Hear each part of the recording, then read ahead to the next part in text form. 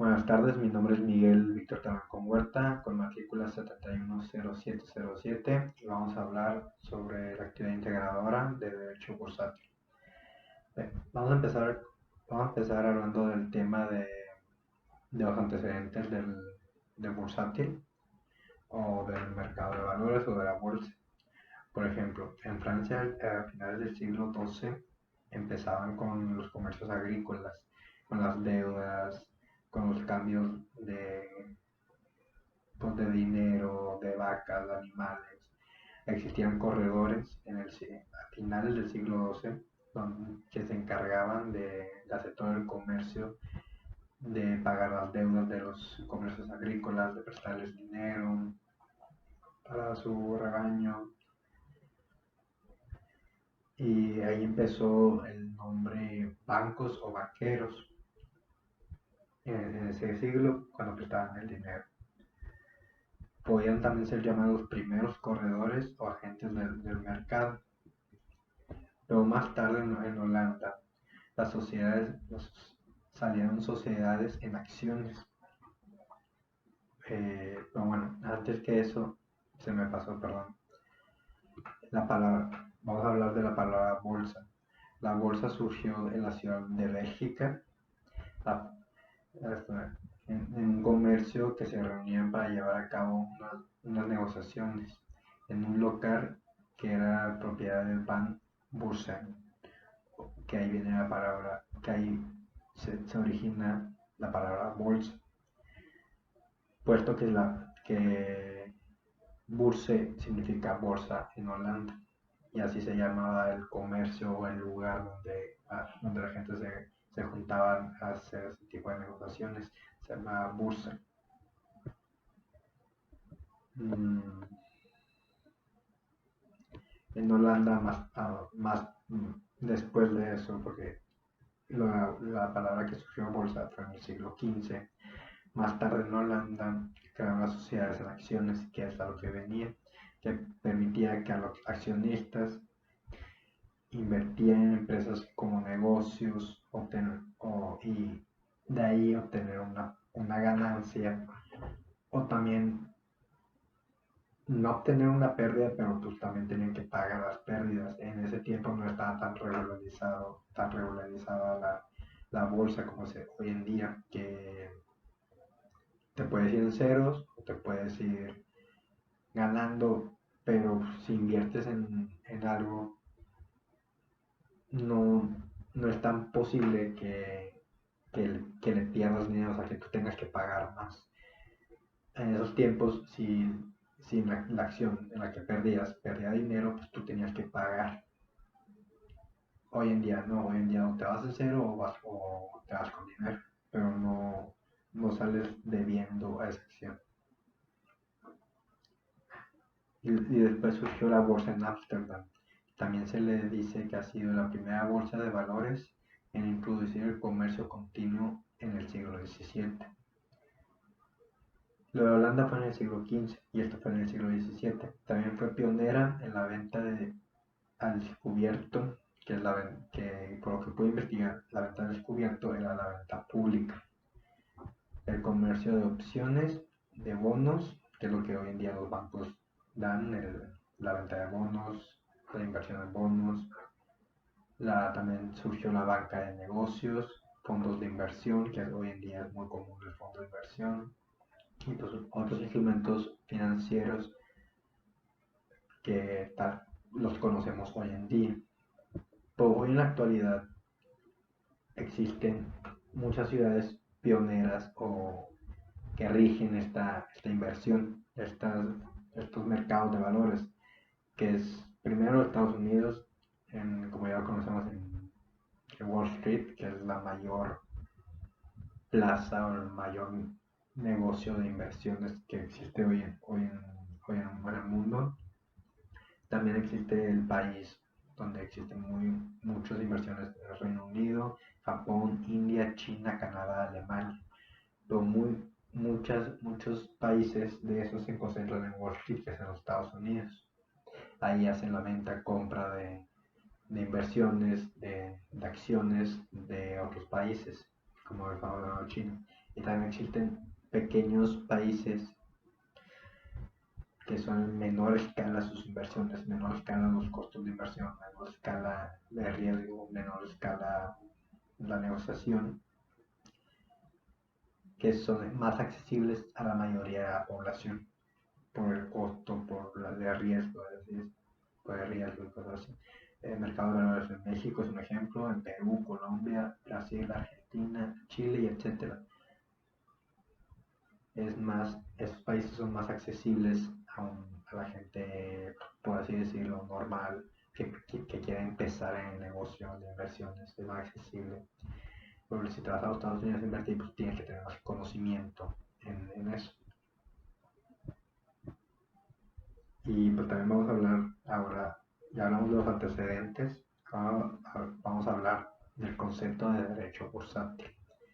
El derecho bursátil es un conjunto de reglas, normas que rigen o protegen al inversionista. ¿Cómo es esto? Pues rigen y condicionan el desarrollo del mercado de valores o bursátil.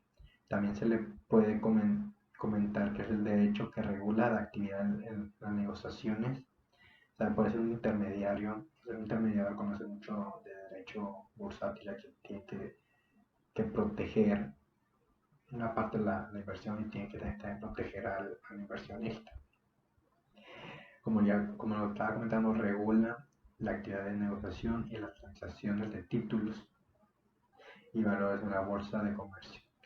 La principal normativa es la materia en la ley del mercado de valores. Como ya lo decía, por un ejemplo ahorita, un ejemplo muy sencillo del derecho bursátil es que, por ejemplo, si llegamos a tener un fraude que nos haga una financiera o que la financiera pierda o que mi inversión se pierda, pues estas leyes nos pueden proteger o para que nos devuelvan el dinero de nuestra capital, o sea, que es lo mínimo que invertimos nosotros, o sea, que no nos devuelvan ganancias, pero pues, oye, si la empresa pierde, pues mínimo que nos devuelvan nuestra capital. Existen leyes que pues, son un banco, si inviertes en un banco, mínimo, si el banco llega a quebrar, la ley exige que te regresen tu capital. Y a mí me gusta mucho el tema de mercado de valores, ya que mi carrera es licenciada en finanzas. Y el mercado de valores es un mercado en donde se puede operar alrededor del mundo. Bueno, se opera alrededor del mundo, una disculpa. Alrededor del mundo en lo que negocia de renta variable y la renta fija de una forma estructurada a través de la compra-venta de valores negociables, que permite la canalización de capital a medio y largo plazo de los inversores a los usuarios. Esta es la compra y venta de inversiones, de acciones, de fondos, de bonos, pero como ya lo dijimos, hay un derecho, que es el derecho bursátil, que nos protege ante estas inversiones. Y esto sería todo, y muchas gracias. Mi nombre es María Fernanda Cuellar Martínez, matrícula 719646. Continuando con lo que mi compañero ya les mencionó, que son algunos de los temas que vimos durante este parcial, quisiera comentarles sobre algunos conceptos que vimos también. Comenzando con el de valores. En sí, el valor tiene distintos significados dependiendo en cómo se vaya a aplicar, incluso pues dependiendo del uso que se le va a dar.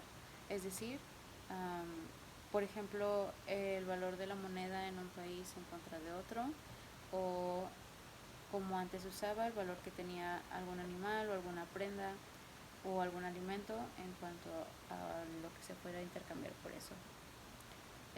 Algunos elementos que se debe tomar en cuenta para el valor es que estos deben ser emitidos en serie o en masa, deberá efectuarse como oferta pública, debe ser objeto de intermediación y deberá estar inscrito en el Registro Nacional de Valores. Este último siendo uno de los conceptos mayormente mencionados.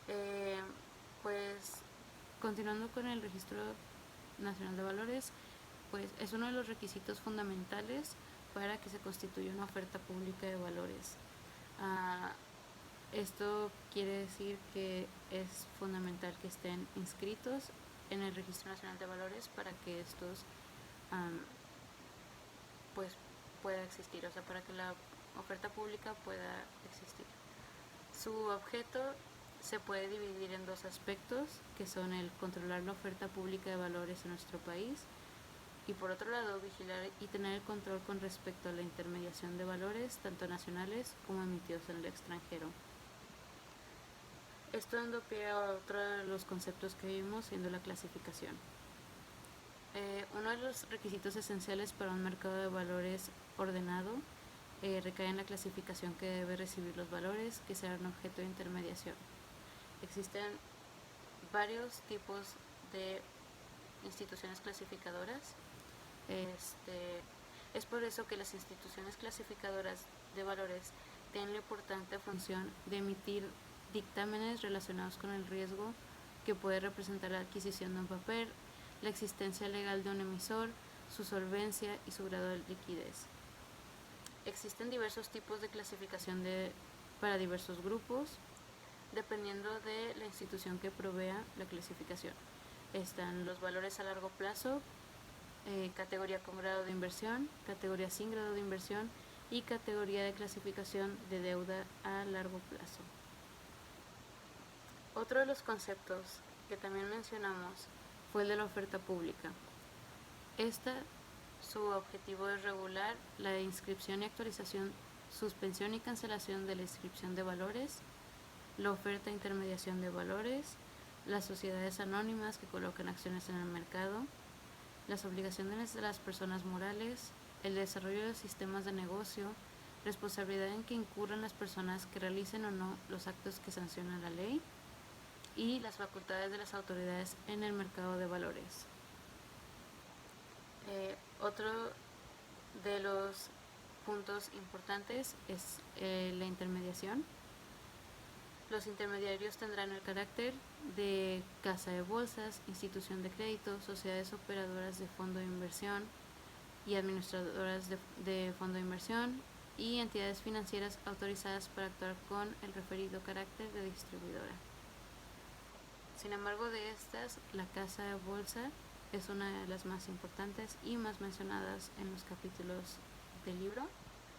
Una de las principales diferencias de la casa de bolsa en contra de otras intermediarias es que esta está delimitada a actuar como fiduciaria en negocios directamente vinculados con las actividades que les sean propias o podrán recibir cualquier clase de bienes, derechos, efectivo o valores referidos a operaciones autorizadas.